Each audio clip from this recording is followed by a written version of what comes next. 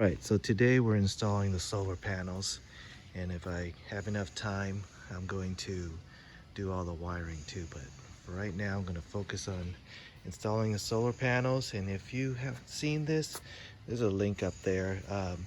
This is straight from the Element. I didn't do anything different, I just took it off the rack. And the rack that I have on here, well, the bars, not the rack, is the same bars as the Element, so everything should fit perfectly, and we'll see how it goes. All right, so that's what it looks like with the rack on. I think it looks pretty good. So if you've never seen this rack on my Element, I'll show you with the solar panels on top. So this is what it looks like from top, and you might think I planned it out really perfectly, solar panels that fit this rack so perfectly, but no, that was just more dumb luck. But I really like the way it fits. It hides, it's stealth. No one knows it's a panel. Here's a look at from the back. Yeah, it's a cheap rack, and it's a cheap cage. I'll leave links for it. All right, underneath I just have a couple of ties, and it leads right here, and this is where it'll enter to the car, and then I'll do some routing on the inside. Route this thing into here, so I'll have to take off this guy. It looks like just 2 bolts, hopefully. All right, so I got these screws out. These are just 10mm bolts, but now is the kind of tricky part. You don't want to snap the little clips that are on this thing, so you gotta kind of slide it out this way. Hopefully I won't break anything.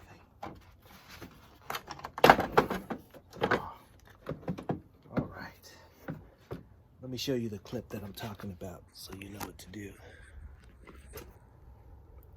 So it's this clip here, and you want to slide it this way so that if you pull it out, you're going to break the fitting.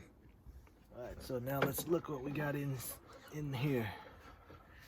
All right, that's what I wanted to see. Something that will let me get wires in, and I could see the inside of the car.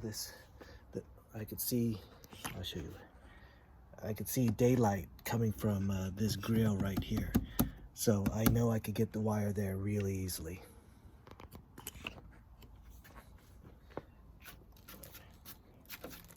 Clean some stuff up. So this is made so that water does run down here, and it goes down here and down through your car. All this is pretty much sealed off. There's a lip so that water doesn't run in here, and it goes around and then down. So I don't see any problems with having this wire run here.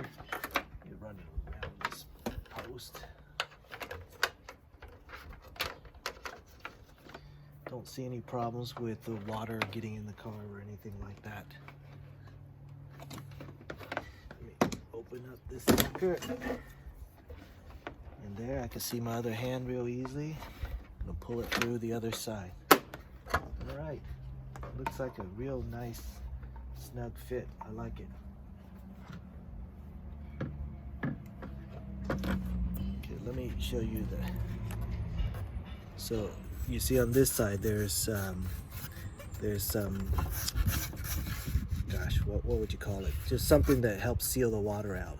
So I want to make sure I use this and have the wires come from underneath it. Gonna wrap around, come underneath, so that water doesn't flow down into the hole.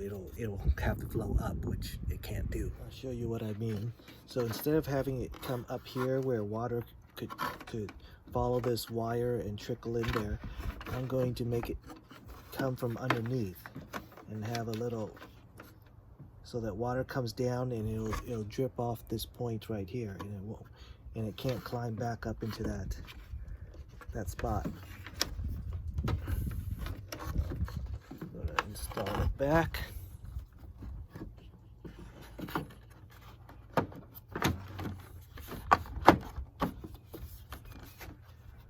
Looks good. See? Let me come a little higher. See, the wire comes in right here. I'm gonna bolt it in.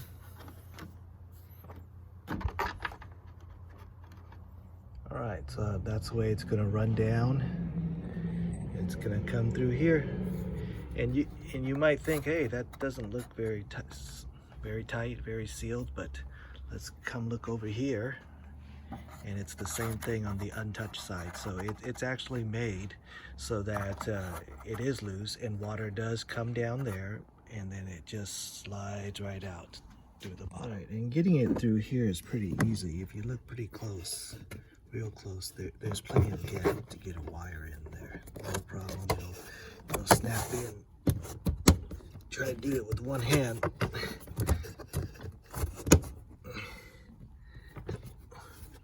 Let me get my other hand and snap it in, because you have to hold a couple points at one time.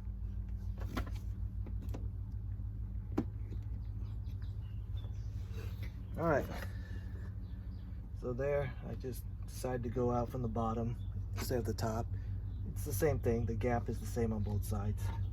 And now I have access to the solar panels from top. All right, now getting this wire here is probably going to be the hardest part. And that wasn't too bad for this car. Some cars are a little bit harder. But now, here's the charge controller. And there's a port for the battery, and that of course goes to the battery, and a port for the solar panel, which plugs in. So I'm not going to plug it in right now. I don't want to zap myself accidentally.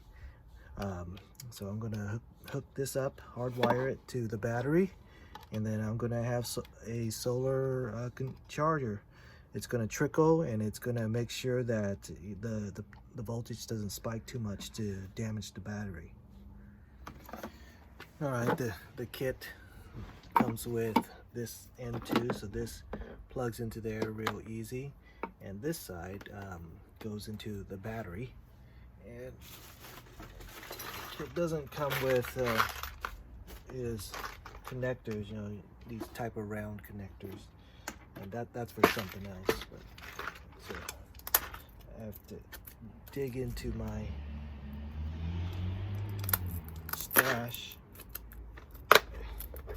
And you want to make sure you get one that holds a lot of current. You don't want to have a tiny little sucker.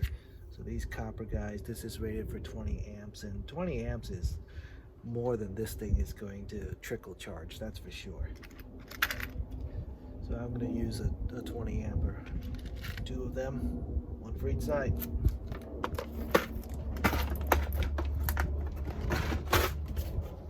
So I got these things stripped out a little bit more, and if you use these shrink wrap things, you don't forget to put them on first, because if you crimp it, you won't be able to. And then we'll get this on, we'll crimp it, and then we'll shrink wrap it in. All right, so I got it crimped on underneath, and to use this shrink thing, I'm going to use a heat gun, and I think if you have a hair dryer, a strong hair dryer, it should work too.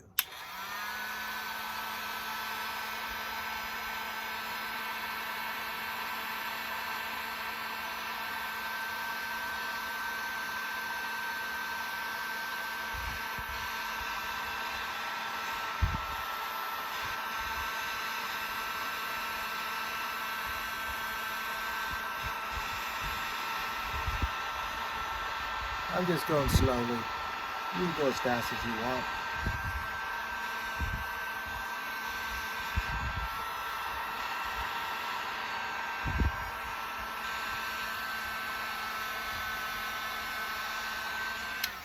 All right, and there you have it. All right, so I got that connected to the battery, this side right here. This battery is live, so you got to be careful with this now. So I'm going to tie it into this side, and you got to make sure that these ports line up. So, some are reversed for various reasons, for applications where you're receiving in or inputting in, but you got to make sure that they're lined up so that the positive goes with the positive. Okay, so this I know is going to be good. If you keep consistent red, positive, black, negative, you're gonna be okay. All right, so that's in. And see this, the solar panel, you can see I have routed underneath through. It's right here. So let's give it a shot. We'll tie it in. And we'll see if my panels are charging. All right, charging. So that's good.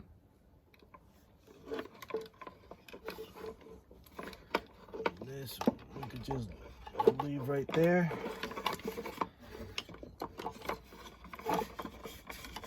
So now I know my solar panels are charging.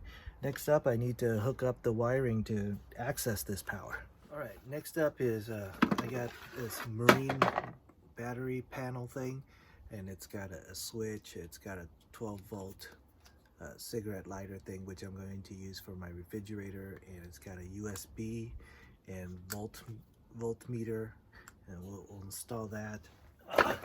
It's this, I don't know, Dayuxi brand, but they're all basically the same. You can get them on Amazon, but I'll leave a link to the one that I got. But yeah, there's a bunch of them. Okay, what I want to do is install it on this panel right here. So it kind of sit like that. That's the idea. We'll see if that works out. All right, this is a little bit silly, but these two things go on fine. If you look at the other side, you know, they're nice and deep, but this power switch is shallow. So you can't get the threads through. So I gotta find a way to wedge it in, make it stay.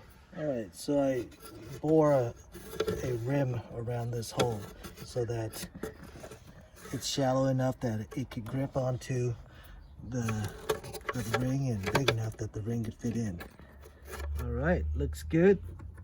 I capped that up. I turned it on. It says I got 12.7 volts or so. Off, on. So it looks like I'm in business. Here's what it looks like on the inside. Power inverter. It comes up with these really thick wires and these alligator clips. I'm not sure if I like the alligator clips. I'd rather just have a screw. That way it just stays in there. But we're just gonna keep it like this for right now, and for my testing purposes, and maybe I'll give it something a little bit more secure. This is pretty secure, you know. It's not like it's gonna fly off or anything like that, so I may just keep it. And one thing that I do like is that these wires are just really thick gauge wires. All right, with the lid on, everything comes in there nice and clean. A little solar, and that's about it. So let's plug it in and test it out. Next up, I want to install this plug panel. It's got USB and 120 socket holes. This will plug into here, and in a sense it'll be an extension cord, but it comes with this really nice mounting plate. So it'll feel like a plug, and I'll tell you where I want to put it. Come on over here. My goal is to put it right here, down underneath where the refrigerator will slide in and out, so it'll actually sit underneath that refrigerator tray. And good thing is that this is all, like I said, all modular. It does come out, so I just have to take out these braces and the ones in the sides and the two in the back, and then I'm gonna cut something to fit that. All right, I got that in there. Doesn't look super clean, but the wood frayed a little bit when I was sawing it. So the plug just goes like this, and I'm gonna wrap it around. I'm gonna plug it in here, and then you power that sucker up, and